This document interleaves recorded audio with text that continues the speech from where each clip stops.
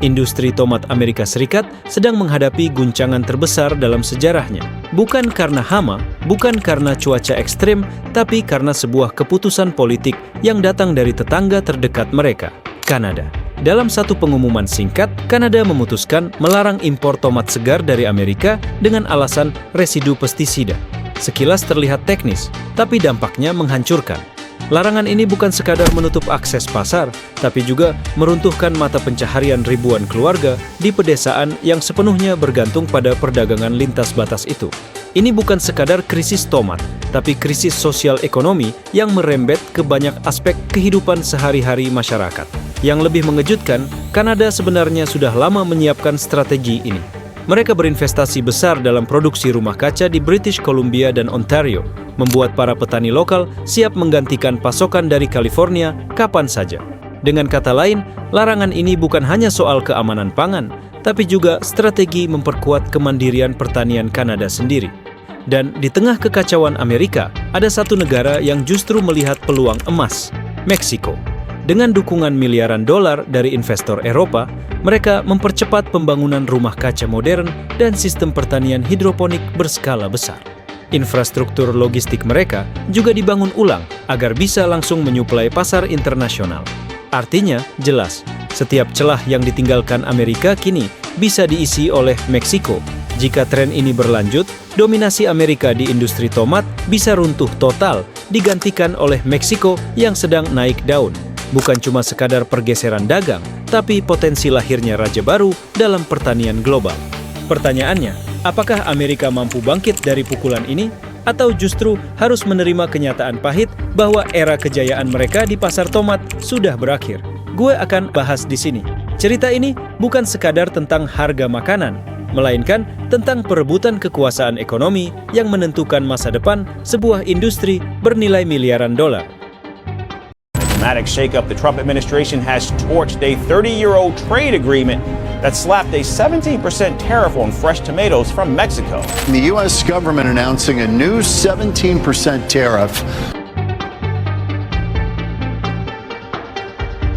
Pada pertengahan 2025, Departemen Perdagangan Amerika mengumumkan penghentian perjanjian suspensi tomat yang diadopsi sejak 2019 dan garis besar perjanjian yang melahirkan mekanisme harga sejak 1996.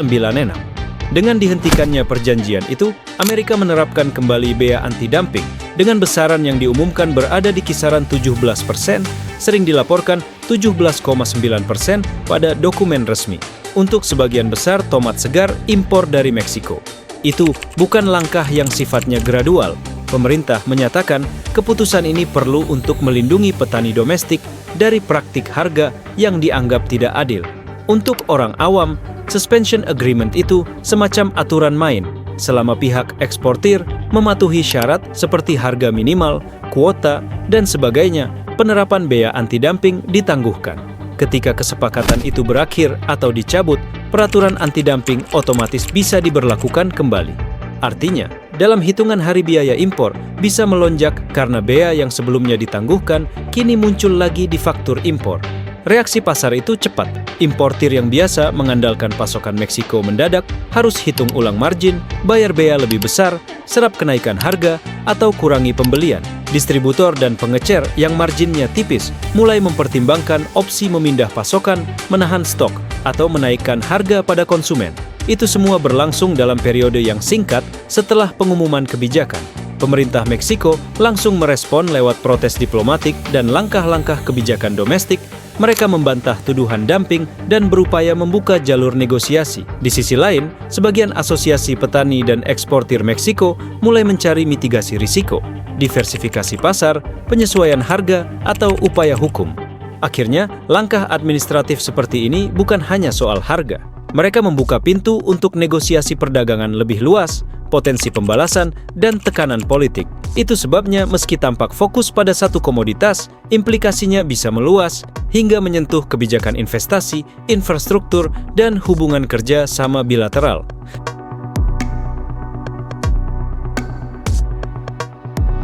Hal pertama yang dirasakan konsumen adalah harga. Laporan-laporan kredibel memproyeksikan adanya kenaikan harga di rak-rak supermarket akibat bea impor baru. Estimasi yang banyak dirujuk berada di kisaran 6-10% untuk harga tomat segar tergantung musim dan jenis tomat. Itu bukan angka eksak untuk semua toko, tapi gambaran kenaikan rata-rata yang layak diantisipasi. Kenapa tidak langsung 2 kali lipat atau lebih? Karena pasar bisa menyesuaikan lewat beberapa mekanisme. Importir bisa menyerap sebagian bea untuk sementara, pengecer bisa beralih ke sumber lain, seperti negara lain, atau produk alternatif, atau petani lokal berupaya menaikkan produksi. Tapi 3 opsi itu butuh waktu dan biaya. Jadi, kenaikannya cenderung terasa bertahap, bukan langsung menghancurkan pasar dalam sehari.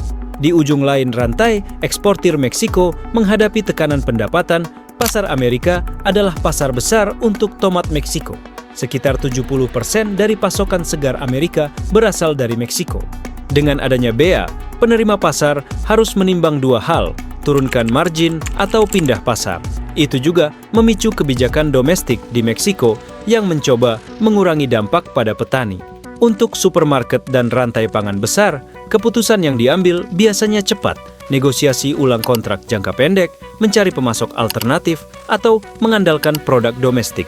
Beberapa perusahaan besar telah menyuarakan kekhawatiran karena gangguan pasokan dan potensi kenaikan biaya untuk konsumen. Suara-suara ini muncul baik dari asosiasi dagang maupun perusahaan besar retail. Ada pula efek perubahan komposisi produk di Irak.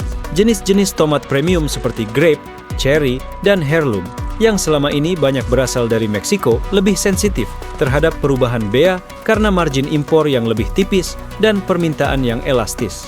Jadi, kemungkinan niche produk itulah yang pertama berubah ketersediaan dan harganya. Singkatnya, dampak langsungnya adalah kenaikan harga dan penyesuaian sumber pasokan. Itu fakta yang kita pegang sekarang.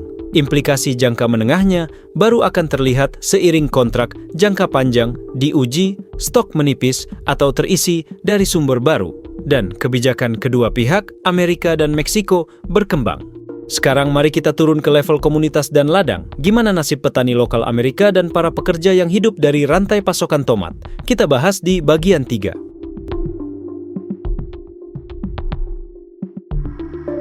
Di banyak kota pertanian Amerika, tomat bukan sekadar tanaman, itu adalah sumber penghidupan berjuta hal.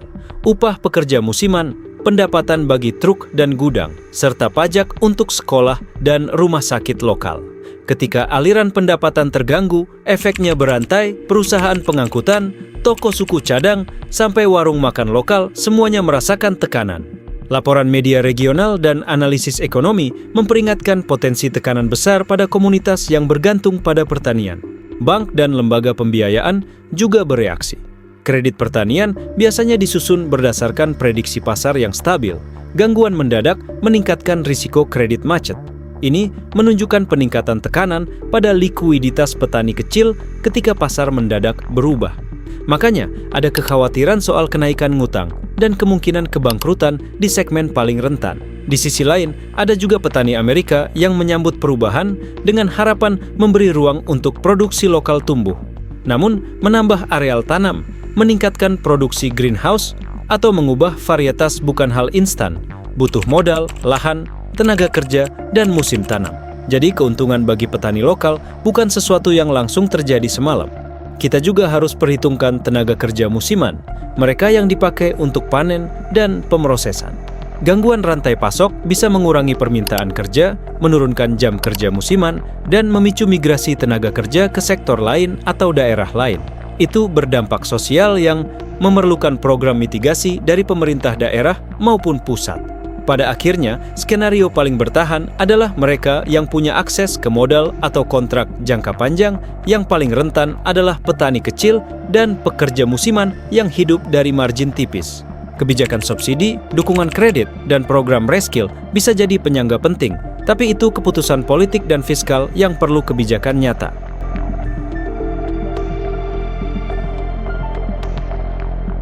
Meksiko bereaksi cepat, pemerintahnya menyuarakan protes, asosiasi petani minta dukungan, dan ada langkah-langkah kebijakan untuk menjaga stabilitas pasar domestik dan menjaga kemampuan ekspor.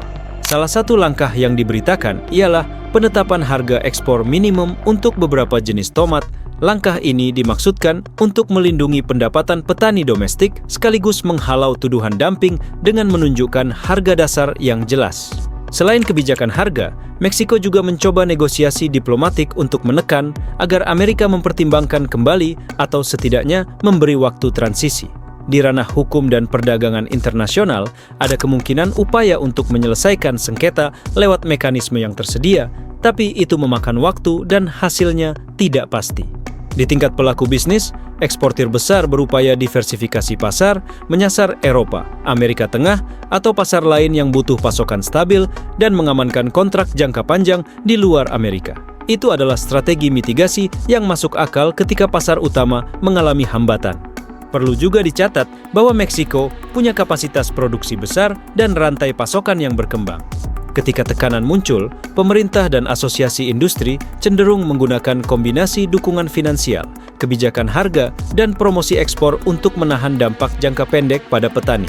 Di sisi lain, ada reaksi pasar global, pembeli di Eropa, dan belahan lain mulai menimbang keekonomian pasokan ketika harga dan keandalan berubah. Itu membuka peluang baru, tapi juga memperlihatkan betapa rapuh dan cepatnya pengalihan pasar bisa terjadi saat kepercayaan pasar terhadap satu pemasok menurun. Yang penting, klaim-klaim besar tentang investasi raksasa miliaran dolar yang tiba-tiba menguasai pasar Meksiko dalam beberapa minggu perlu dilihat skeptis jika tidak ada bukti transaksi publik atau laporan investasi resmi. Intinya, Meksiko bergerak secara terstruktur, kebijakan domestik, peraturan harga, dan negosiasi internasional, sementara eksportir dan pembeli mencari cara agar bisnis tetap berjalan. Ini bukan drama satu panggung, melainkan rangkaian langkah yang berlanjut.